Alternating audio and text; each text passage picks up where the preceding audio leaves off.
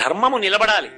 ధర్మము నిలబడాలి అంటే కృష్ణ భగవానుడు మాయాతిమిరాన్ని సృష్టించి మహాభారతంలో అర్జునుడు బ్రతకడానికి కారణమయ్యాడు కాబట్టి సైంధవుడి తల తెగింది కాబట్టి కౌరవులు మళ్ళీ నిస్సత్తువకి లోనైపోయారు కాబట్టి మళ్ళీ ఉత్సాహాన్ని పుంజుకుని పాండవులు నడవగలిగారు. సూర్యుని యొక్క గమనము, ఆ సూర్యాస్తమయ సూర్యోదయాలనేటటువంటివి అంత కీలకమైనటువంటి పాత్ర పోషించాయి. ఆయన అంతటి మహానుభావుడైన సూర్యనారాయణమూర్తి ఆయనని కూడా నిన్ను శపిస్తానేమనుకుంటున్నావో అని ఇలా వేలు చూపించి లొంగదీసినటువంటి ఉపాసకులు ఉన్నారు ఈ లోకంలో. ఇదే భూమి మీద ఎంతటి మహాత్ములు జన్మించారంటే, ఇంతటి ధర్మమూర్తి, అంతటి తేజోమూర్తి, హరిహర బ్రహ్మ మహానుభావంబులొక్కటింకాక గరిగిన గట్టి అటువంటి వాణ్ణి ఇలా వేలు చూపించి, నువ్వు కాని నాకు వశవర్తివి కాకపోతే, నీ చెప్పిన మాట వినకపోతే నా ఉపాసన చేత నీ ఉపాసన విధానాన్ని నశింపచేస్తానేమనుకుంటున్నావో అన్నంత ఉపాసకులు ఈ లోకంలో పుట్టారు. భాస్కర రాయల వారిని మహానుభావుడు లలితా సహస్రనామ స్తోత్రానికి వ్యాఖ్యానం చేశారు. ఆయన ఎంత గొప్ప వ్యాఖ్యానం అంటే అదేం మామూలు భాష్యం కాదు. అది భాస్కర రాయల వారు లలితా సహస్రానికి అంతటికీ వ్యాఖ్యానం రాసిన తర్వాత కాశీపట్టణానికి వెళ్ళారు. కాశీపట్టణానికి వెడితే అక్కడ గంగ తీరంలో ఉన్నటువంటి బ్రాహ్మణులందరూ వచ్చి ఆయన అడిగారు, అయ్యా మీరు మహాచతుషష్ఠి యోగిని గణసేవిత అని ఒక నామానికి వ్యాఖ్యానం చేశారు. 64 కోట్ల మంది యోగినీ దేవతలు లలితాపరాభట్టారికను ఆరాధన చేస్తాయని మీరు భాష్యం చేశారు కదా, 64 కోట్ల మంది యోగినుల పేర్లు చెప్పండి, వాళ్ళ చరిత్ర చెప్పండి అని అడిగారు. అడిగితే ఆయన నవ్వి అన్నారు, భాస్కరరాయల వారు, ఇవాళ సాయంకాలం మీరు గంగ స్నానం చేసి సంధ్యావందనం చేసుకొచ్చి గంగ తీరంలో కూర్చోండి, 64 కోట్ల మంది పేర్లు చెప్తాను చరిత్ర అన్నారు. ఆయన అమ్మవారికి నమస్కారం చేశారు. అమ్మా, పెద్ద పరీక్ష, బ్రాహ్మణులు నన్ను ఇలా అడిగారు, తల్లి నువ్వే గట్టెక్కించాలన్నారు. భక్తుడికి రక్షణ ఏమిటండి? భక్తి ధర్మమే. కాబట్టి ఆయన ఆ ధర్మాన్ని నమ్ముకుని నమస్కారం చేసి కూర్చున్నారు. ప్రదోష వేళయింది, సంధ్యావందనం చేసుకుని వచ్చారు. బ్రాహ్మణులందరూ గంగా తీరంలో కూర్చున్నారు. కూర్చునుంటే 64 కోట్ల మంది యోగినీ దేవతలకు సంబంధించిన చరిత్ర భాస్కర రాయల వారు చెప్పడం కాదు, 64 కోట్ల మంది యోగినీ దేవతలు కాశీపట్టణంలో ఆకాశంలో నిలబడి ఎవరి చరిత్ర వాళ్ళకి చెప్తున్నారు. ఆ బ్రాహ్మణులందరికీ వాళ్ళు తెల్లబోయి ఒళ్ళు గగురు పొడిచింది. వాళ్ళకి గగురు పొడిచి పరిగెత్తుకుంటూ ఆ కుంకుమానంద స్వామి వారి దగ్గరికి వెళ్ళారు. అయ్యా, ఇదేమి విచిత్రం అండి, ఆయన చెప్తారనుకున్నాం, భాస్కర రాయల వారు ఏకంగా 64 కోట్ల మంది యోగినులు వచ్చి ఆకాశంలో నిలబడి చరిత్ర చెప్తున్నారు అంటే ఆయన అన్నారు, మీరు ఏదో తొందరపడి భాస్కర రాయల వారంటే సామాన్యుడనుకుని ఆయనని విమర్శించచ్చు, తేలికగా మాట్లాడచ్చు అనుకున్నారు. ఆయన ఎవరో చూడండి కళ్ళు తుడిచారు ఆ వచ్చిన బ్రాహ్మణులకు. వాళ్ళు కళ్ళు విప్పి చూసేసరికి మహానుభావుడికి భాస్కర రాయల వారి యొక్క కుడి భుజం మీద లలితాపరాభట్టారిక, ఎడం భుజం మీద శ్యామలాదేవి కూర్చుని, ఆయన ఉపాసకుడు కూర్చుని దర్శనమిచ్చారు. ఈ సంఘటన జరిగిన తరువాతే కాశీపట్టణంలో శ్రీచక్రేశ్వర లింగాన్ని ప్రతిష్ఠ చేశారు. ఇప్పటికీ కిందకి దిగితే కనపడుతుంది, శివలింగం మీద శ్రీచక్రం ఉంటుంది, శ్రీచక్రేశ్వరుడు అంటారు. అటువంటి భాస్కర రాయల వారు మహా ఉపాసకుడు. ఆయన శరీరంతో ఉన్న రోజులలో ఒక ఆశ్చర్యకరమైన సంఘటన జరిగింది. మహారాష్ట్ర దేశాన్ని ఒకప్పుడు శివాజీ మహారాజ్ పరిపాలించి హైందవ సామ్రాజ్య స్థాపన చేశాడు. ఆ శివాజీ మహారాజు యొక్క పౌత్రుడు సాహు. ఆ సాహుకి ఒక సైన్యాధిపతి ఉండేవాడు. ఆయనని ధనాజీ జాధవుడు అని పిలిచేవారు. ఆ ధనాజీ జాధవుడికి ఒక కుమారుడు, ఆయన పేరు చంద్రసేన జాధవుడు. ఆ చంద్రసేన జాధవుడు భాలకీ నగరాన్ని రాజధానిగా చేసుకుని పరిపాలన చేస్తున్నాడు. ఆయనకి సంతానం లేదు. ఆయన గురువు గారు భాస్కర రాయల వారు. భాస్కర రాయల వారు ఒకసారి అటుగా వస్తూ ఉంటే ఆయన దర్శనం చేసుకుని అర్ఘ్యపాద్యాదులు ఇచ్చి గురువు గారిని ప్రార్థన చేశాడు. అయ్యా, నాకు ఎదర కావలసిన అంత్యేష్టి సంస్కారాన్ని నిర్వహించడానికి, శరీరం పడిపోయిన తరువాత పిండ ప్రదానం చెయ్యడానికి, ప్రతి ఏటా శ్రాద్ధకర్మ చేయడానికి ఓ కుమారుడు ఉండాలి. అది కోరరాని గొంతెమ్మ కోరిక కాదు, ఉండవలసినటువంటి కోరిక పుత్ర సంతానం పొందాలని ఎవరికి ఉండదు. కాబట్టి నాకొక్క కుమారుణ్ణి ప్రసాదించవలసింది అని ప్రార్థించాడు. భాస్కర రాయల వారు వెంటనే ఆశీర్వచనం చేశారు, నీకు కుమారుడు కలుగుతాడు అని. సంతోషించారు. భాస్కర రాయల వారు వెళ్ళిపోయారు. దంపతులు సంతోషించి అంతఃపురానికి వెళ్ళిపోయారు. ఆయన భార్య గర్భవతి అయింది. కొంతకాలం అయిపోయిన తరువాత ఈ భాస్కర రాయల వారికే ఒక శిష్యుడు ఉండేవాడు. ఆయన పేరు నారాయణ దేవుడు. ఆయనకి భాస్కర రాయల వారు మంత్రోపదేశం చేశారు. బహుశ్రద్ధతో మంత్రజపం చేశాడు. ఆయన చేసి భ్రమరాంబ యొక్క అనుగ్రహాన్ని పొంది వాక్సిద్ధిని పొందాడు. ఆయన నోటితో ఏమంటారో అది అవుతుంది. ఆయన వచ్చాడు బాలకీనగరం వైపుకి. వస్తే ఈ చంద్రసేన జాధవుడు తన భార్యని వెంట పెట్టుకుని మళ్ళీ వెళ్ళి ఆయన కాళ్ళ మీద పడ్డాడు. పడి భార్యని చూపించి, అయ్యా నా భార్య గర్భవతి, ఏ సంతానం కలుగుతుందని అడిగాడు. ఆయన ఏదో ఆలోచన చేస్తూ ఆడపిల్ల పుడుతుంది అన్నాడు. అంటే వెంటనే రాజు అన్నాడు, మగపిల్లవాడు పుడతాడని మీ గురువు గారు భాస్కర రాయల వారు ఆశీర్వదించారు అన్నాడు. ఎంత ధూర్తమైన పని చేశావురా! నాకు మంత్రోపదేశం చేసిన మహానుభావుడు మా గురువు భాస్కర రాయల వారు. ఆయన మాటకి వ్యతిరేకంగా నేను మాట్లాడేటట్టుగా చేశావు. నువ్వు ముందు చెప్పద్దు. పుత్ర సంతానం కలుగుతుందని మా గురువు గారు ఆశీర్వదించారని నాతో చెప్తే శుభం భూయాత్ అనేవాడిని. నువ్వు అలా చెప్పలేదు, ఏ బిడ్డ పుడుతుందని అడిగావు. అంటే నా గురువు చేసిన ఆశీర్వచనాన్ని నాకు చెప్పకుండా నా చేత పలికించావు. ఇప్పుడు నా గురువు అన్న మాటకి వ్యతిరేకంగా నేను మాట్లాడాను. ఇప్పుడు దోషం నాకొచ్చింది. అందుకే మా గురువు గారి మాట పోకూడదు, నా మాట పోకూడదు. పురుషుడు కాడు, పురుషుడు స్త్రీ రెండూ కలిపి నపుంసకుడు పుడతాడన్నాడు. ఆ రాజుకి నపుంసకుడు పుట్టాడు. పుట్టిన తరువాత మళ్ళీ భాస్కర రాయల వారు అటుగా వచ్చారు. వస్తే రాజు భార్య వెళ్ళి భాస్కర రాయల వారి పాదాల మీద పడ్డారు. అయ్యా, మీరు పుత్ర సంతానం కలుగుతుందన్నారు, మాకేమో నపుంసకుడు జన్మించాడు. కారణం, మీ శిష్యుడైనటువంటి నారాయణ దేవుడు మీ మీద భక్తి చేత మా మీద ఆగ్రహంతో ఇచ్చిన శాపం మీరే అనుగ్రహించాలన్నాడు. లోకంలో ఎవరినైనా అనుగ్రహించి కాపాడగలిగినటువంటి వాడు సూర్యనారాయణమూర్తి. కాబట్టి నేను కృష్ణానదీ తీరంలో కూర్చుని తృచ అర్ఘ్య విధానము చేత సూర్యనారాయణమూర్తిని తృప్తి పొందేటట్టు చేస్తాను. ఆయన అనుగ్రహంతో మళ్ళీ నీ కొడుకు పురుషుడయ్యేటట్టుగా చేస్తానని వెళ్ళి కూర్చుని శిష్యులతో కలిసి రోజు ఆ ఒడ్డున ఇసుకలో నడిచి వెళ్ళి నదీ తీరంలో నిలబడి తృచ అర్ఘ్య విధానంలో సూర్యనారాయణమూర్తిని సేవిస్తున్నారు. ఇలా కొన్ని రోజులు గడిచిన తరువాత ఆయన పడుకునుండగా శిష్యులు కాళ్ళు ఒత్తుతున్నారు. పాదాలలో బొబ్బలు కనపడ్డాయి. అయ్యయ్యో గురువుగారు, మీరు రోజు కృష్ణా తీరంలో మండుటెండలో ఇసుకలో నడిచిన కారణం చేత మీ పాదములు బొబ్బలెక్కాయి. అందుకని ఇక నుంచి మనం పర్ణశాల దూరంగా ఉంచుకోవద్దు, కృష్ణానదికి దగ్గరలో పర్ణశాల వేసుకుందాం, 4 అడుగులు వేస్తే కృష్ణ దగ్గరికి వెళ్ళేటట్టు అన్నారు. ఆయన నవ్వి అన్నారు పడుకున్నవారు, ఏమిరా కృష్ణానదికి దగ్గరగా పర్ణశాల ఇద్దామని అడిగారు కానీ కృష్ణనే పర్ణశాల దగ్గరికి తెద్దామని ఎందుకు అడగలేదురా అన్నారు. అంటే శిష్యులు అన్నారు, గురువుగారు మీరంతటి సమర్థులే, మీరు తేగలరు, ఆ పనే చెయ్యండి గురువుగారు అన్నారు. వెంటనే ఆయన లేచి సూర్యనారాయణమూర్తిని స్తోత్రం చేసి పిలిచారు. ఆయన పిలుపుకి సూర్యమండలాంతర్వర్తి అయినటువంటి సూర్య భగవానుడు దిగొచ్చాడు. దిగి వచ్చి ఎదుట నిలబడి భాస్కర రాయల వారిని అడిగాడు, అయ్యా మీకు నేను ఏం చేసి పెట్టాలని అడిగాడు. ఆయన అన్నారు, కృష్ణానదిని నా ఆశ్రమం నేను వేసుకున్న కుటీరం ఎదురుగుండా ప్రవహించేటట్టుగా దిశ మార్చన్నారు. ఆయన అన్నాడు, ఎందుకు కృష్ణానది మారడం అని అడిగాడు. నీకు తృచ అర్ఘ్య విధానంలో నేను పూజ చెయ్యాలన్నారు, ఎందుకు పూజ చేయడం? నేను ఒకటికి మాటిచ్చాను, చంద్రసేన జాధవుడి యొక్క కుమారుడు నపుంసకుడు పురుషుడు కావాలి, దానికోసం నది ఎందుకు మారడం?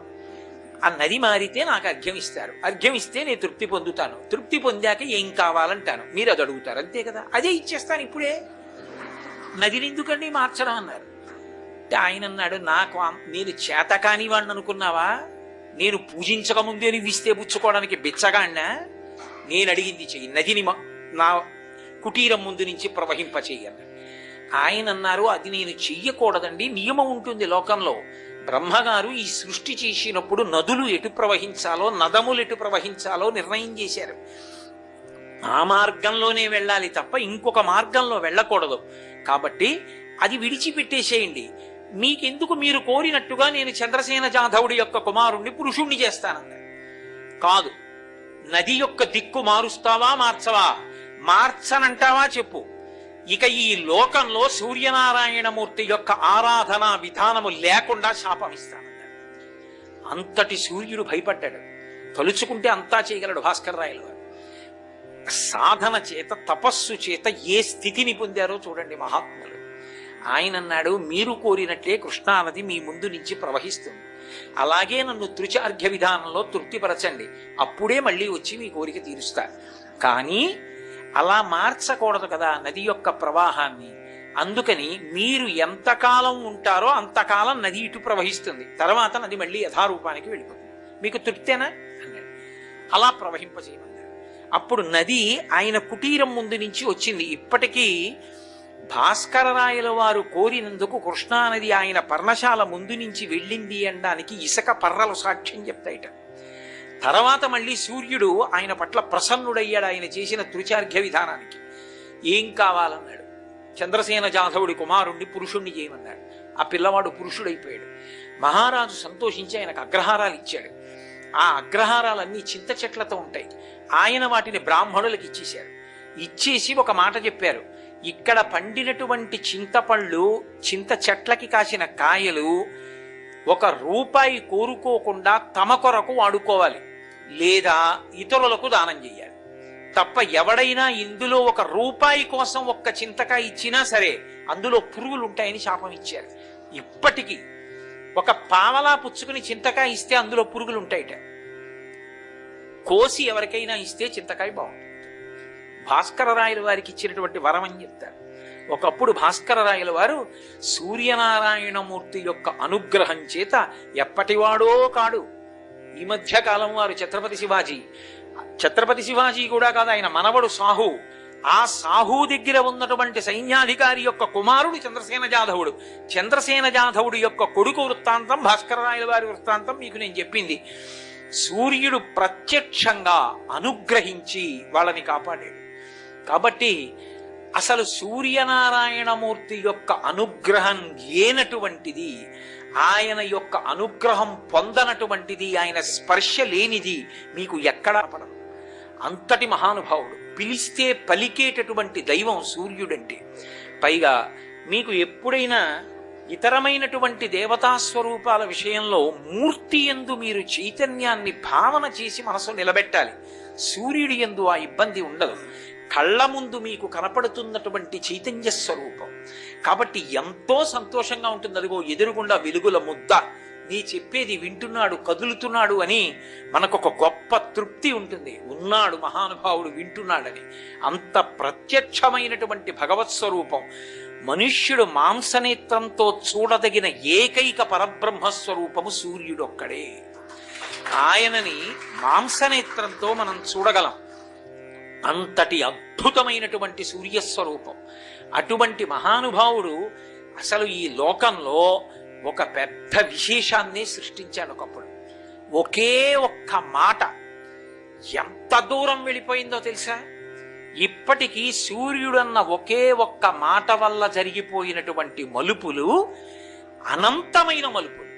అసలు ఆ మలుపులు 1, 2 కాదు, అన్ని మలుపులు తిరిగిపోయి విష్ణు పురాణంలో చెప్తారు దాన్ని. ఆ మలుపులు తిరిగి ప్రతి ఏడాది సూర్యుడన్న ఆ మాటకి భయపడిపోయే మనందరం వినాయక వ్రతకల్పం చేయవలసి వచ్చింది. ఎందుకు వచ్చిందో తెలుసా? నేను చెప్తున్న ఈ విశేషం విష్ణు పురాణాన్ని ఆధారం చేసుకుని మాట్లాడుతున్నాను. సత్రాజిత్తు సూర్యనారాయణమూర్తి యొక్క అనుగ్రహాన్ని సంపాదించాలని ఆయన గురించి తపస్సు చేశాడు. సూర్యుడు ప్రత్యక్షమయ్యాడు. ప్రత్యక్షమైతే కన్నుల ముందు సాక్షాత్కరించినటువంటి సూర్యుణ్ణి చూసి చాలా సంతోషించి ఆయన మెడలో ప్రకాశిస్తున్నటువంటి శమంతకమణిని అడిగాడు. అది రోజుకి 8 బారువుల బంగారం పెడుతుంది. అది ఎక్కడ ఉంటుందో అక్కడ రోగములు ఉండవు, దుర్భిక్షములు ఉండవు, అనావృష్టి ఉండదు, అతివృష్టి ఉండదు, పీడలు ఉండవు, పరమ ప్రశాంతంగా పరమ సంతోషంగా ఉంటుంది. కానీ సూర్యుడు ఒక నియమం చెప్పాడు. దీని విషయంలో తచ్చశుషణ ధృతిమాన, ఇది ఎంత గొప్పది అంటే అశేషమేవ సువర్ణం ప్రసాదిత. ఎప్పుడు తచ్చమాన తచ్చ శుచిన బిభృతిమాన ఇది ధరించేటప్పుడు, ఈ శమంతకమణిని మెడలో వేసుకున్నప్పుడు అంతఃశౌచం ఉండాలి, బహిశౌచం ఉండాలి. పైన శరీరము శౌచముతో ఉండాలి, లోపల అంతఃశౌచం ఉండాలి.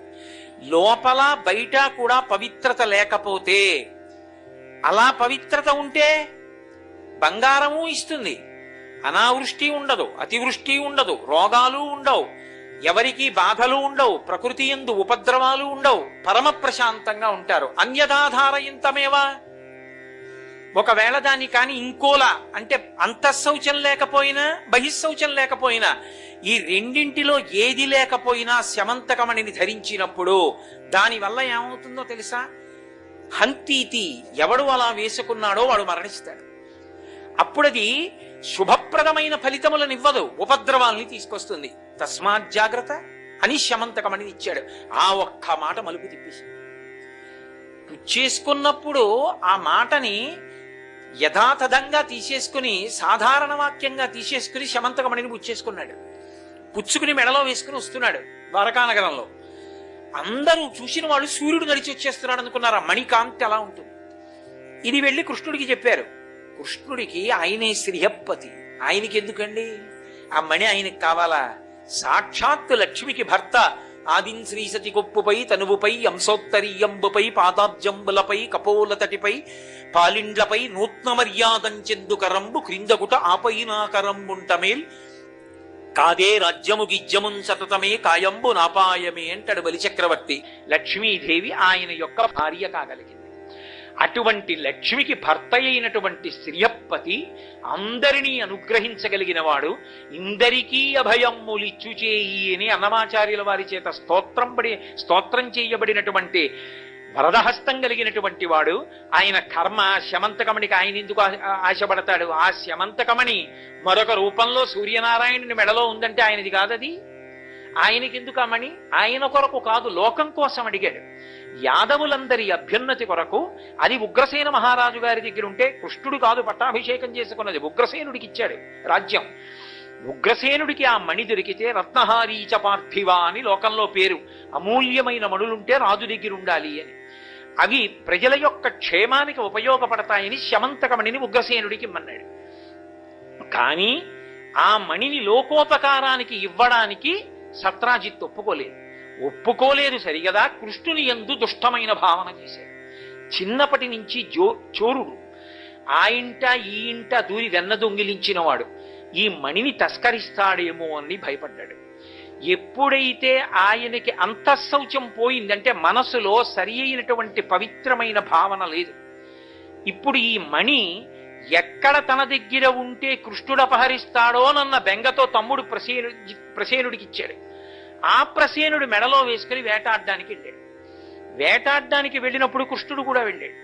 ఇవాళ మనం వినాయక చవితి వ్రత కథ అని ఏదో 3 పేజీలు 4 పేజీల పుస్తకంలో చదువుకుంటున్న కథ యథార్థమైన కథ అని అసలు విష్ణు పురాణంలో లేదు. అదంతా ఏదో అర్థం లేని కథ ఏదో అందులో ఉంటుంది. అసలు కృష్ణుడు కూడా వెళ్ళాడు ఆ వేటకి. వెళ్ళినప్పుడు ప్రదోష వేళ దాటిపోయింది. ఆ రోజు భాద్రపద శుక్ల చవితి. ఆయన చంద్రుడి వంక చూశాడు. ఎందుకని? ప్రసేనుడు కనపడలేదు, తన నుంచి విడిపోయాడు. ఎందుకు విడిపోయాడు అంటే ప్రసేనుడు శరీర శోధన చేయవలసి వచ్చింది. శరీర శోధనం అంటే మలమూత్రములలో ఏదో ఒక దాన్ని శరీరంలోంచి విసర్జించడం. కాబట్టి ఆయన శరీర శోధన కోసం వెళ్ళాడు. వెళ్ళినవాడు పాద ప్రక్షాళన చేసుకోలేదు.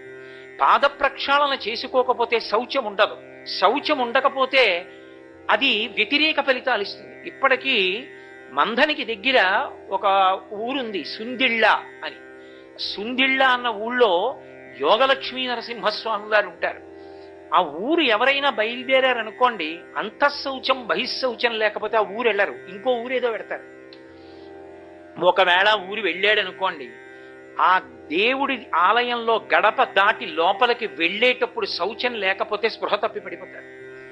అలా జరిగిందా అని విచారణ చేస్తే ఒక విషయం కూడా చెప్పాడు ఆయన. అర్చకులు కూడా లోపలికి వెళ్ళరు. విచిత్రం ఏంటంటే స్మార్తులు అర్చన చేస్తారు ఆయనకి. ఆ దేవాలయంలోకి వెళ్ళాలి అంటే అంతఃబహి శౌచములుంటేనే లోపలికి రాణిస్తాడు ఆయన. అంతంత శక్తివంతమైన దేవాలయాలు ఇప్పటికీ ఉన్నాయి. కాబట్టి నేను ఆ దేవాలయ దర్శనానికి వెళదాం అనుకుంటే నన్ను తీసుకెడుతున్నటువంటి ఒక బ్రాహ్మణోత్తముడు నాతో ఓ మాట అన్నాడు. ఇతపూర్వం కూడా ప్రయత్నించాను, కొంతమంది విషయంలో నేనే దారి తప్పిపోయాను, తీసుకెళ్ళలేకపోయాను. నీకు ఈశ్వరుడు అనుగ్రహం ఉంటే వెడతాను, లేకపోతే లేదు, నీ తీసుకెళ్ళలేదని తర్వాత నా మీద నెపం వీకెండ్ అన్నాడు. ఏదో భగవంతుడి యొక్క అనుగ్రహం నా యందు ఏ విధమైన అర్హత లేకపోయినా అనుగ్రహించి దర్శనమిచ్చాడు. కాబట్టి ఇప్పటికీ పరమేశ్వర స్వరూపాలు అటువంటి ఉన్నాయి.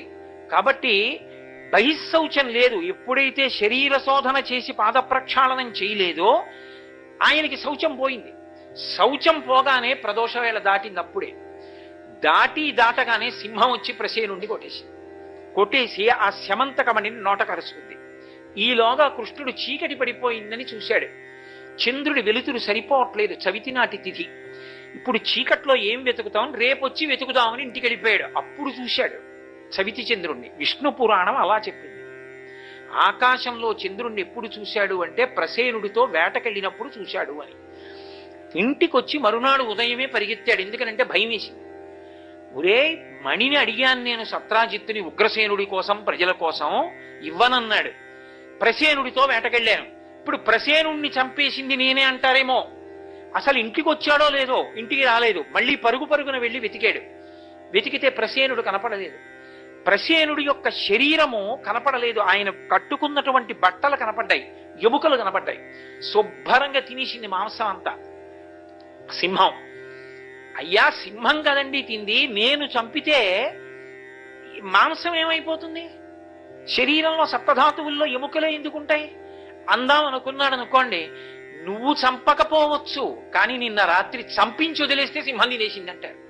ఇప్పుడు అవతలవాడి మీద అపనింద వెయ్యాలన్నది ఒక్కటే లక్ష్యం అనుకోండి, ఎన్నైనా వెతుక్కోవచ్చు. కాదనుకోండి, చిత్తశుద్ధితో ఎలా అయినా బతకచ్చు కదూ. కాబట్టి ఇప్పుడు ఏం చెప్తే కృష్ణుడు నమ్ముతారు వాళ్ళు? అసలు నమ్మడానికి అసలు స్థితి అంటూ ఉంటే కదా మనసులో. కాబట్టి ఇప్పుడు కృష్ణుడు ఎలా తన రుజుత్వాన్ని, బాబోయ్ నేను ఈ దొంగచనం చేయలేదని ఎలా నిర్ధారించుకోవాలి? ఎందుకు వచ్చింది ఈ శాపం?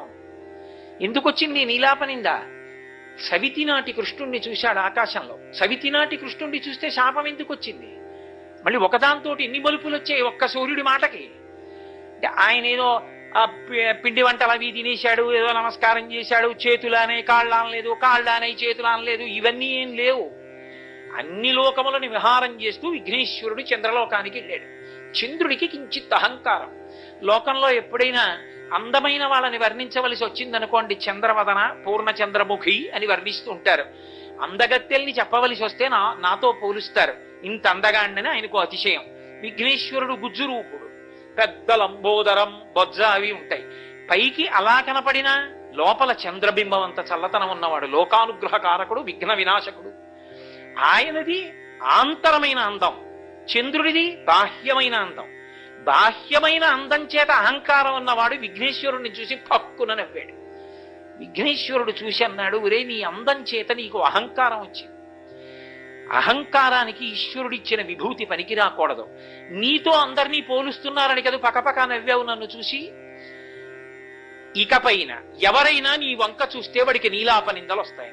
కాబట్టి చీకటి పడేటప్పటికీ అమ్మ బాబోయ్ విఘ్నేశ్వర శాపం, ఈ చంద్రుడు కనపడతాడో ఏమిటో అని ఇలా అడ్డు పెట్టుకుని ఈయనొకడు చీకటి పడేటప్పటికి వచ్చేస్తాడని చూడేవారు.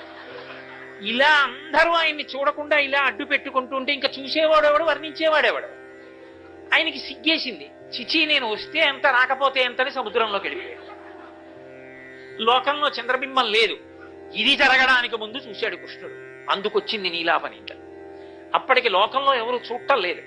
కానీ చంద్రుడు లేకపోతే ఓషధీతత్వం ఉండదు. నిన్ననే కదా చెప్పాను, సూర్యకిరణములు చంద్రుడి మీద పడి చంద్రుడి నుంచి సుధాకిరణములై ఓషధీతత్వం ఇవ్వాలి. లోకానికి ఇబ్బంది వచ్చింది. ఋషులందరూ వెళ్లి విఘ్నేశ్వరుణ్ణి ప్రార్థించారు, దేవతలను. అయ్యా ఓషధీతత్వం ఆగిపోయింది, నువ్వు చంద్రుణ్ణి శపించావు, ఎలాగన్నారు? ఒరే నేను శాపం అంటే ఇచ్చాను, ఎందుకు ఇచ్చాను? అహంకారం చూపించాడు కాబట్టి. పశ్చాత్తాపడితే క్షమించేస్తానన్నాడు. సముద్రం దగ్గరికి వెళ్ళి చెప్పారు, చేసిన తప్పు ఎలాగో చేశావు, దాక్కోవడం కూడా ఎందుకు, బయటికి వచ్చి క్షమించమని ఒక్క మాట చెప్పు. మహాత్ముల కోపం గడ్డి మంట, ఎంతసేపు ఉంటుంది? క్షమించమని ఒక్క మాట చెప్పు, చేసిన తప్పు పోతుంది అక్కడతో. చంద్రుడు గబగబా వచ్చాడు. వచ్చి విఘ్నేశ్వరుడి దగ్గర తప్పు ఒప్పుకున్నాడు. అసలు తప్పు ఒప్పుకోగానే క్షమించాను పో అన్నాడు. ఇప్పుడు చంద్రుణ్ణి విఘ్నేశ్వరుడు క్షమిస్తే చంద్రుడు సంతోషంతో నాట్యం చేయాలా? ఒరే ఇన్నాళ్లకొకడు తప్పు చేస్తే చేశాడు కానీ బుద్ధి తెచ్చుకుని క్షమించమని అడిగాడు రా. ఈ పశ్చాత్తాపం ఒక్కటి ఉంటే చాలు మనిషి బాగుపడిపోతాడని విఘ్నేశ్వరుడు నాట్యం చేశాడు. అంత అమృత హృదయుడు. అప్పుడు వచ్చింది నృత్యగణపతి స్వరూపం. ఇప్పుడు మళ్ళీ చంద్రబింబం ఆకాశంలో ప్రకాశించింది.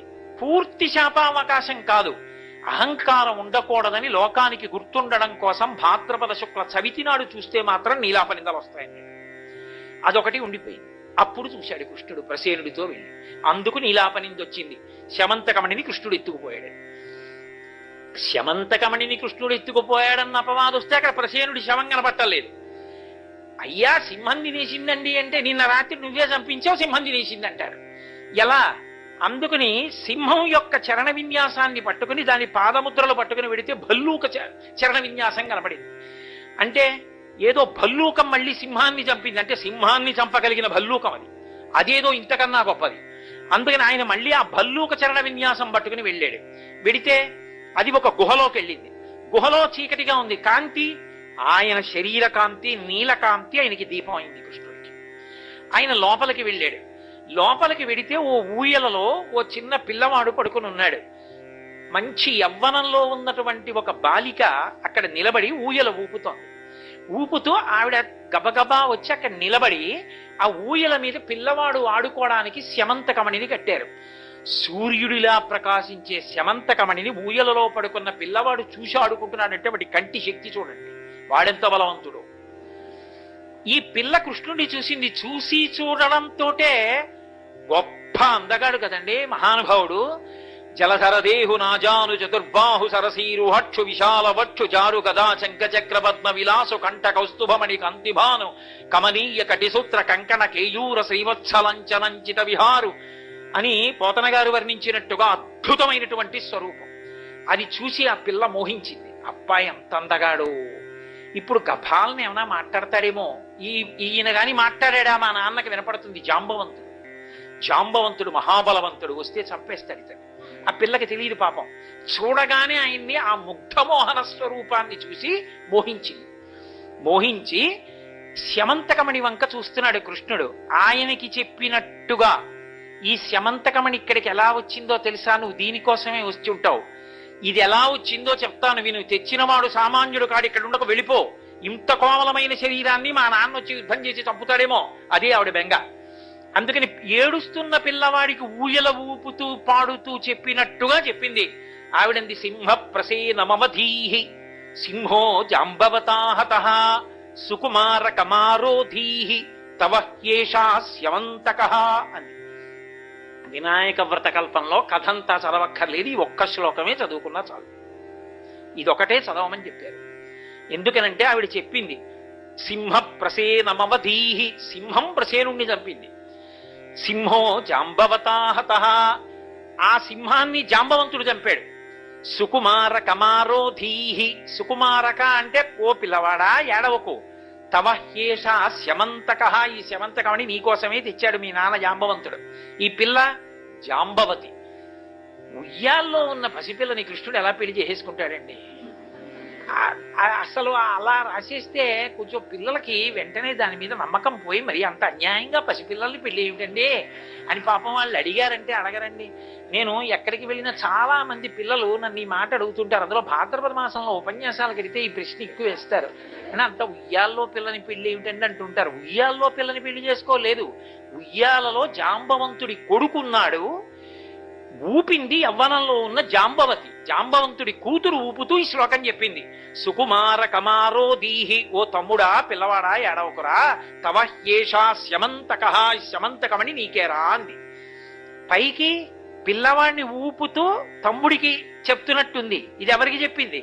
కృష్ణుడికి చెప్తోంది. శమంతకమని ఇలా వచ్చిందని అర్థమైంది. లోపల జాంబవంతుడు ఉన్నాడు. 21 రోజులు యుద్ధం జరిగింది ఇద్దరికి. అప్పుడు అర్థమైంది ఆయనకి. మెల్లిగా జాంబవంతుడి బలం తగ్గుతోంది, కృష్ణుడి బలం పెరుగుతోంది. మల్ల యుద్ధంలో ఆయన స్పర్శ వల్ల జ్ఞాపకానికి వచ్చింది. చిరంజీవిత్వాన్ని ఇచ్చాడు. రామావతార పరిసమాప్తి చేస్తూ 5 వానరులకు ఇచ్చాడు. ఆ 5 వానరాల్లో నేను ఒకణ్ణి, జాంబవంతుడు కూడా ఒకడు. బ్రహ్మగారి అంశతో పుట్టినవాడు, దీర్ఘాయుష్మంతుడు, చిరంజీవి. ఆ రోజులలో త్రేతాయుగంలో కోరుకున్నాను, ఒక్కసారి రాముణ్ణి కౌగలించుకుంటే బాగుండని. ఎందుకంటే ఆయన రూపం అలా ఉంటుంది. పుంసామోహర రూపాయ పుణ్యశ్లోకాయ మంగళం. పురుషులు మోహిస్తారు ఆయన్ని. కానీ అడిగితే బాగుండదని ఊరుకున్నాను. కానీ నా మనసులో కోరిక కనిపెట్టాడు. ఇప్పుడు తీర్చడానికి 21 రోజుల కింద మీద పడి కలియబడ్డాం, కౌగిలించుకున్నాం. అర్థమైంది, ఆనాడు నన్ను అనుగ్రహించిన రాముడే కృష్ణుడిగా వచ్చాడని. మహానుభావ, నా బలం తగ్గిపోయింది, నాకు అర్థమైంది, నువ్వు రామచంద్ర ప్రభువే అని వెంటనే శమంతకమణిని కృష్ణ భగవానుడికి జాంబవతిని కూడా ఇచ్చి పంపించాడు. అప్పుడు జాంబవతిని తీసుకుని ఇంటికి వచ్చాడు. కథ ఎందుకు అయిపోతుంది? సూర్యుడి మాట ఉంది ఏమని, అంతర్బహి శౌచములు లేనటువంటి వాళ్ళ యందు శమంతకమణి సక్రమంగా ఉండదు. కాబట్టి ఇప్పుడు నీలాప నిందలు పోగొట్టుకోవడానికి కృష్ణుడు తీసుకొచ్చి సత్రాజిత్తుకి ఇచ్చేశాడు. మహానుభావ, ఇదిగో నీ శమంతకమణి, ఇప్పటికైనా నమ్ముతావా అని. చాలా సంతోషం అయ్యా అని అది పుచ్చుకుని, నాకు ఒక్కతే కూతురు సత్యభామ, ఈమెని ఇస్తున్నాను, ఈమెతో పాటు మణిని ఇచ్చేస్తున్నాను, కొడుకులు ఎలాగో లేరు, అల్లుడే కొడుకు, ఇచ్చేస్తున్నానని శమంతకమణిని ఇచ్చాడు. చాలు చాలు నాయన, ఒక్కసారి అడిగినందుకు ఇంత ఉపద్రవం వచ్చింది, మణి నీ దగ్గరే పెట్టుకో, ఎప్పటికో వస్తుందిగా, మాకు వారసత్వంలో వచ్చినప్పుడు చూద్దాం, ఇది నీ దగ్గర పెట్టుకో, భామ నాకు చాలని భామని స్వీకరించాడు. శమంతకమణి ఊరుకుంటుందా? సూర్యుడి మాట లేదు అక్కడ. ఈలోగా పాండవులు లక్క ఇంట్లో కాలిపోయారు అని వార్త వచ్చింది. కృష్ణుడికి తెలియదు వాళ్ళు బతికున్నారని, తెలుసు. అయినా బాహ్యంలో ధృతరాష్ట్రుడిని ఓదార్చడానికి వెళ్ళినట్టు హస్తినాపురానికి వెళ్ళాడు. ఈయన ధృతరాష్ట్రుడి దగ్గరికి వెళ్ళిన సమయం చూసి ముగ్గురు సమావేశమయ్యారు. అక్రూరుడు, శతధన్వుడు, కృతవర్మ, వీళ్ళు ముగ్గురు యాదవులు. వీళ్ళు ముగ్గురు సత్యభామని అడిగారు, సత్రాజిత్తుని మాకిచ్చి పెళ్లి చేయమని అడిగారు ముగ్గురు. అప్పటికి ఆయన కృష్ణుడు శమంతకమణి ఇవన్నీ వస్తాయనుకోలేదు. మీ ముగ్గురులో ఎవరో వాళ్ళకి తప్పకుండా ఇస్తాలేవో అంటుండేవాడు. ముగ్గురు అలా నూరు తెరిచి కూర్చున్నారు, మనకి ఎవరికో వాళ్ళకి ఇస్తాడులే. అకస్మాత్తుగా శమంతకమణి ఈ అల్లరంతా జరిగి కృష్ణుడు తెచ్చి శమంతకమణి ఇవ్వడంతో సత్యభామని కృష్ణుడికి ఇచ్చి చేసేశాడు. వీళ్ళు ముగ్గురు శత్రువులు అయ్యారు. మనకిస్తానన్న పిల్లని మన ముగ్గురులో ఎవరికో ఒకళ్ళకి ఇవ్వలేదు. ఇవ్వకుండా తీసుకెళ్లి కృష్ణుడికి ఇచ్చాడు. ఇంతటి మహాభక్తుడు అక్రూరుడు గాంధిని యొక్క కుమారుడు. ఏం మాటలు కాదు. ఎందుకంటే గాంధిని పుట్టినప్పుడు కాశీరాజు గారి భార్యకి పుట్టింది ఆవిడ. పుట్టినప్పుడు ఆవిడ బయటికి రాలా. బయటికి రాకపోతే తండ్రి ఇల్లు అడిగాడు, అమ్మాయి అన్నాళ్ళకి బయటికి రావేమమ్మా, 12 నెలలు అయిపోయాయి కదా అన్నాడు. అంటే నాన్న, ఒక ఏడాది పాటు రోజు ఓ గోవును దానం చేయి, అప్పుడు బయటకు వస్తాను. అలా దానం చేస్తే బయటకు వచ్చింది కాబట్టి, గోదానం వల్ల పుట్టిన పిల్ల కాబట్టి గాంధిని అని పేరెట్టాడు తండ్రి. ఆమెకి పుట్టిన కొడుకు అక్రూరుడు. అందుకని మహాభక్తుడు పుట్టుక చేత. భాగవతంలో అక్రూరుడి గురించి వర్ణిస్తూ నమస్కారానికి ప్రతినిధిగా చెప్తారు. శ్రవణం కీర్తనం విష్ణోః స్మరణం పాదసేవనం అర్చనం వందనం దాస్యం సఖ్యం ఆత్మ నివేదనం అని నవవిధ భక్తులు. ఇందులో శ్రవణం పరీక్షిత్తు, కీర్తనం శ్రీశుకుడు, స్మరణం ప్రహ్లాదుడు, పాదసేవనం లక్ష్మీదేవి, అర్చనం పృథు మహారాజు, వందనం అక్రూరుడు, దాస్యం హనుమ, సఖ్యం అర్జునుడు, సఖ్యం ఆత్మనివేదనం బలిచక్రవర్తి. 9 రకాల భక్తులకి 9 మంది ప్రతినిధులు. అందులో వందనానికి అక్రూరుడు. నమస్కారం అంటే అలా ఉంటుంది. ఆయన రథంలో వెళ్ళిపోతుంటే కంసుడి దగ్గరికి ఆయన వెళ్ళి తీసుకొద్దాం కృష్ణ భగవానుణ్ణి అని చెప్పి బృందావనానికి వెళ్తున్నప్పుడు కృష్ణుడి పాదముద్రలు కనబడ్డాయి. సాయంకాలం వేళ ఇంటికి వెళ్ళిన పాదముద్రలు అంతే. తద్దర్శనాహ్లాద సమృద్ధ హృష్ట అని ఆయనకి విపరీతమైన ఆనందం వచ్చేసింది. ఆయన వెంటనే ఒక బంగారు దండము నేల మీద పడిపోతే ఎలా పడిపోతుందో అలా రథంలోంచి నేల మీద పడిపోయి, ఇది కృష్ణుడి యొక్క పద రజస్ అని అందులో దుల్లాడు. దుర్లి నమస్కారం చేశాడు. అంతటి మహాభక్తుడు అక్రూరుడంటే. అటువంటి వాడికి సంగదోషం వచ్చింది. పక్కన కృతవర్మ శతధన్వుడు కలిశారు. మనకిస్తానన్న సత్యభామని ఇవ్వలేదు. కృష్ణుడు ఊళ్ళో ఉంటే మనం ఏం చేయలేం. సత్యభామ తండ్రి సత్రాజిత్తుని. కృష్ణుడు వెళ్ళాడు ధృతరాష్ట్రుడి దగ్గరికి ఓదార్చడానికి. ఇదే అదును, చంపేద్దామన్నారు. శతధన్వుడు దూకుడు స్వభావం. శతధన్వుడు అన్నాడు, నే చంపేస్తానని వెళ్ళి సత్రాజిత్తుని చంపేశాడు. ఎందుకని? శౌచం లేదు, ఉండడానికి వీల్లేదు. శమంతకమని అనుమానించాడు కదా మరి కృష్ణుణ్ణి. ప్రజాక్షేమానికి ఇవ్వనన్నాడు కదా. శౌచం లేని వాడి దగ్గర ఎందుకుంటుంది? వ్యతిరేక ఫలితం ఇచ్చేసింది. అన్యథాధారయంతమే వహంతీతి. అలా లేకుండా ఉన్నవాడు ధరిస్తే చచ్చిపోతాడు. సూర్యుడి మాట. అందుకని సత్రాజిత్ చచ్చిపోయాడు. ఇప్పుడు దాన్ని చేత్తో పట్టుకున్నాడు కానీ శతధనుడు భయం వేసింది, కృష్ణుడు తిరిగి వస్తే వేటాడి చంపేస్తాడు. అందుకని భయం వేసి దాన్ని పట్టుకెళ్ళి, మహాభక్తుడు కాబట్టి అక్రూరుణ్ణైతే అనుమానపడరని ఆయన దగ్గర పెట్టేశాడు. పెట్టేసి తాను పారిపోయాడు. కృష్ణుడు తిరిగి వచ్చాడు. ఇదంతా ఎందువల్ల నడుస్తున్నాయి ఈ మలుపులు? సూర్యుడి మాట మీరు మర్చిపోకూడదు, లేకపోతే నేను ఇప్పుడు ఈ కథ ఎందుకు వినాయకుడు తప్పితే ఏమి? సూర్యుడి మాట మర్చిపోకూడదు మీరు, ఆ ఒక్క మాట వల్ల నడుస్తోంది ఇదంతా. అందుచేత కృష్ణుడు తిరిగి వచ్చేటప్పటికి సత్యభామ ఏడుస్తోంది. ఏమైంది అన్నాడు. మా నాన్నగారిని చంపేశాడు శతధన్వుడు అన్నాడు. ఎందుకు చంపేశాడని బలరాముడిని తీసుకుని రథంతో శతధన్వుడిని వెంబడించాడు. ఆ శతధన్వుడు పరిగెత్తి పరిగెత్తి పరిగెత్తి ఇంకా గుర్రానికి శక్తి చాలకపోతే గుర్రం దిగి పరిగెడుతున్నాడు. కృష్ణుడు అన్నాడు, అన్నయ్య అన్నయ్య వాడు నేల మీద పరిగెడుతుంటే మనం గుర్రం మీద వెంబడించడం ఏం బాగుంటుంది అన్నయ్య, మీరు హాయిగా అలా రథంలో కూర్చోండి, నేను కిందకి దిగి వెంబడించి శమంతకమణిని పట్టుకొస్తాను, ఎక్కడో దాచి ఉంటాడు అంగీలో, వెళ్ళి పట్టుకొస్తానన్నయ్య అని పరిగెత్తాడు.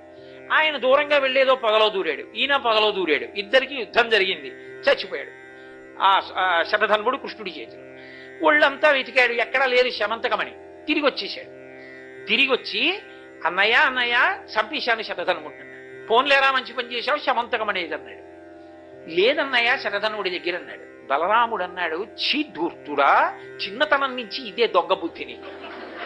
అప్పుడు అడిగావు సత్రాజిత్తుని, ఇప్పుడు ఆ శమంతకమణిని పట్టుకొస్తే అది నీకు కదు దక్కాలి, ఇప్పుడు అల్లుడివి, అది రాజుకి ఇవ్వవలసి వస్తుందేమోనని, ఇప్పుడు ఆయన్ని గెలవడంలో మన ఇద్దరికీ పాత్ర ఉందని లోకం అనుకుంటుందని, నాకు అందులో ఏ సంబంధం లేకుండా ఉండాలని అక్కడ లేదు శమంతకమణి అబద్ధాలు చెప్తున్నావు. నీతో కలిసి నేను వేగలేనురా, నేను ఇంకా రానే రాను అసలు ద్వారకా నగరానికి, విదేహ రాజ్యం వెళ్ళిపోతున్నానని రథం దిగి వెళ్ళిపోయాడు. ఎంత బతిమాలనా రాలా. ఇదేమి అపనిందలరా నా కర్మ, ఈ శమంతకమణి నన్ను ఇలా చుట్టుకుంది, ఎంత ప్రయత్నం, ఎందుకు చుట్టుకుంది? భాద్రపద శుక్ల చవితి నాడు ప్రసేనుడితో వెళ్లి చూసిన చంద్రుడి యొక్క దర్శన శాపం ఉంది ఇక్కడ.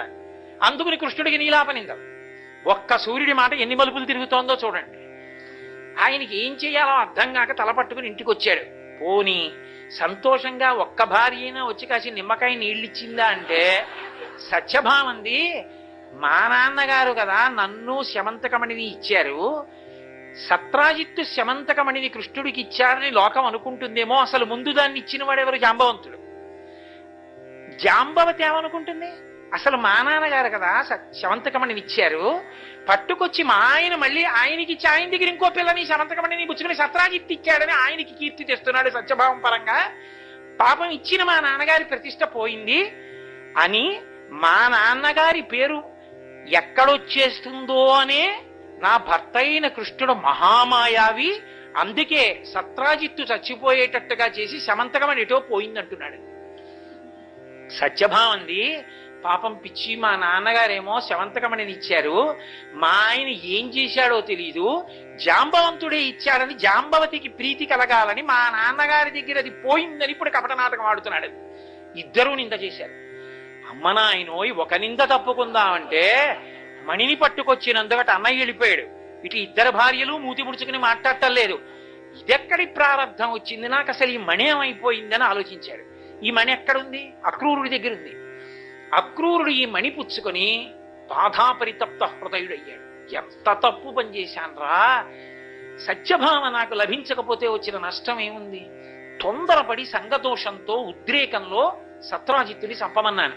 ఆయనది కాదు దోషం, సత్రాజిత్తుకి శౌచం లేకపోవడం అసలు కారణం. పశ్చాత్తాపంతో శమంతకమణిని పట్టుకుని కాశీనగరానికి వెళ్ళిపోయాడు. కాశీ అవిముక్తపురం కదూ, ఎప్పుడూ పార్వతీ పరమేశ్వరులు ఉంటారు అక్కడ. అందుకే ఆ పెట్టిన బంగారాన్నంతటి వచ్చిన యాత్రికులకి అన్నదానం చేసేస్తూ విశ్రాంతి గృహాలు కట్టి అపారమైన కీర్తితో భగవత్ సేవ భాగవత సేవ చేస్తూ కాశీలో ఉండిపోయాడు అక్రూరుడు. కృష్ణుడు బాధపడుతున్నాడు ద్వారకలో. ఏమైపోయింది శమంతకమణి, అక్రూరుడు ఎందుకు వెళ్ళిపోయాడు అసలు ద్వారక నుంచే? ఎక్కడి నుంచి వస్తోంది అంత డబ్బు అక్రూరుడికి? ఈలోగా నారదుడు వచ్చాడు. ఓయ్ కృష్ణ, ఇన్ని ఇక్కట్లు ఎందుకు వచ్చాయో తెలుసా? భాద్రపద శుక్ల చవితి నాడు ప్రసేనుడితో వెళ్లి చంద్రుణ్ణి చూశావు. చంద్రుడి శాపం ఎందుకు వచ్చిందో తెలుసా? ఇదిగో విఘ్నేశ్వరుడు ఇచ్చాడు. కాబట్టి ఇప్పుడు ఎలా పోతుందో తెలుసా? వినాయక వ్రతకల్పం చెయ్యి అన్నాడు. అంటే ఆయన వినాయక వ్రతం చేశాడు. వినాయకుడు ఎవరు? విష్ణువుకి మేనల్లుడు. ఎందుకని నారాయణ నారాయణి, నారాయణ అన్నగారు, నారాయణి చెల్లెలు పార్వతీదేవి. పార్వతీదేవి పెద్ద కొడుకు కదూ. మేనమా అంటే మహాప్రీతి ఆయనకి. ఆయన గబగబా వచ్చాడు. అందుకే ఇప్పటికీ విఘ్నేశ్వరుడి దగ్గరికి వెడితే ఇలా ఇలా కొట్టుకుంటూ ఉంటారు. ఇలా ఇలా ఎందుకు కొట్టుకుని గుంజీలు తీస్తుంటారు? ఎందుకు అంటే దానికి ఒక సారస్యం చెప్తుంటారు పెద్దలు. ఎప్పుడో మేనమావల ముద్దు మేలైన ముద్దు అని విఘ్నేశ్వరుడు మేనమావ గారి ఇంటికి వెళ్ళేట శ్రీ మహావిష్ణువు దగ్గర. ఆయన ఏదో సుదర్శన చక్రం అక్కడ పెట్టి ఏదో పని చేసుకొచ్చి ఎవరో రాక్షసులు వస్తున్నారని చక్రం ఏదన్నాడు. మామయ్య నోట్లో పడేసుకున్నానన్నాడు. అయ్య బాబోయ్, చక్రం నోట్లో పడేసుకోవడం ఏమిట్రా, బయటికి వదిలేయన్నాడు. వదలడు, అటు ఇటు పరిగెడుతున్నాడు. ఏదో ఒకటి చేస్తే కానీ వదలడన ఆయన ఏం చేశాడంటే ఇలా ఇలా కొట్టుకుని గుంజీలు తీశాడు. ఇది ఏమిటో విచిత్రంగా ఉంది, మామయ్య ఏమిటో అలా గుంజీలు తీస్తున్నాడని పక్క పక్క పక్క పక్క నవ్వాడు. ఆ పొలమారి నోట్లోంచి సుదర్శన చక్రం కక్కి బయటపడింది. అప్పటి నుంచి మేనమామ విష్ణువు చేస్తే ప్రీతి పొందాడు కాబట్టి ఇప్పటికీ విఘ్నేశ్వరుడి దగ్గరికి వెడితే మనం కూడా ఇలా ఇలా కొట్టుకుని గుంజీలు తీస్తూ ఉంటారు. ద్రవిడ దేశంలో ఈ కథ చెప్తుంటారు దాని గురించి. కాబట్టి శ్రీ మహావిష్ణువు ఎప్పుడైతే వినాయక వ్రతకల్పం చేశారో విఘ్నేశ్వరుడు ప్రసన్నుడై ప్రత్యక్షమయ్యాడు. మామయ్య మామయ్య నీ నీలాప నిందలు పోయాయి, ఎలా పోతాయో తెలుసా అన్నాడు. ఏం చేయను రా మేనలుడా అన్నాడు. ఏమీ లేదు మామయ్య, అక్రూరుడు కాశీలో ఉన్నాడు, కబురు చేయి, నువ్వు ఎప్పుడు పిలుస్తావా అని చూస్తున్నాడు. మహాభక్తుడు వచ్చేస్తాడు. ఆయన వచ్చేస్తే కథ సుఖాంతం అయిపోతుంది. ఆయన తిరిగి వచ్చాడు. ఏం అక్రూరా ఎక్కడికి వెళ్ళిపోయి ఉన్నాడు. బుద్ధి గడ్డి తిని సంగదోషంతో మహానుభావ మీ మామగారిని చంపేశాడు చంద్రధన్వుడు, శమంతకమణి నా దగ్గరుంది, అదిగో దాంతో ఇంత సేవ చేస్తున్నాను. అక్రూరుడికి బాహ్య అంతర శౌచములు ఉన్నాయి కాబట్టి ఆయన విషయంలో శమంతకమణి వ్యతిరేక ధోరణితో ఉండదు.